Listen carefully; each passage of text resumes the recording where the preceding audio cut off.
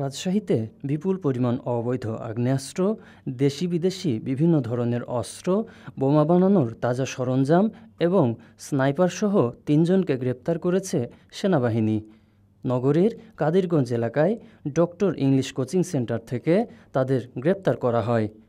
গ্রেপ্তারকৃতদের মধ্যে রয়েছেন মুনতাসিরুল আলম অনিন্দ।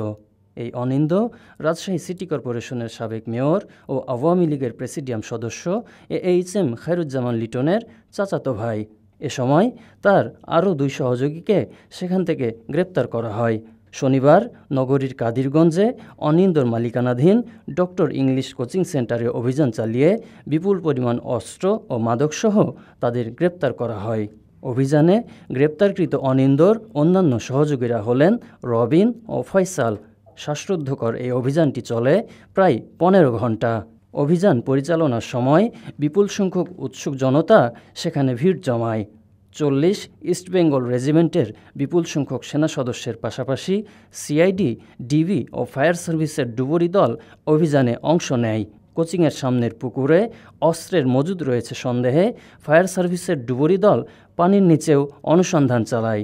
অভিযানে উদ্ধার হওয়া অস্ত্রের মধ্যে রয়েছে ৩টি আগ্নেয়াস্ত্র ও গুলি, সামরিক মানের দূরবীন ও স্নাইপার স্কোপ, ৬টি দেশীয় অস্ত্র, বিদেশি ৬০টি ধারালো ড্যাগার, ৫টি উন্নত মানের ওয়াকি টকি সেট, একটি সামরিক মানের জিপিএস ট্র্যাকার, একটি টিজার গান, বিভিন্ন দেশি ও বিদেশি কার্টিজ, বিপুল সংখ্যক অব্যবহৃত সিম কার্ড, বিস্ফোরক বোমা বানানোর সরঞ্জামাদি, ৬টি কম্পিউটার সেট, নগদ ক্যাশ ৭,৪৪৫ টাকা, বিভিন্ন দেশি বিদেশি মদ এবং ১১টি নাইট্রোজেন কার্টিজ।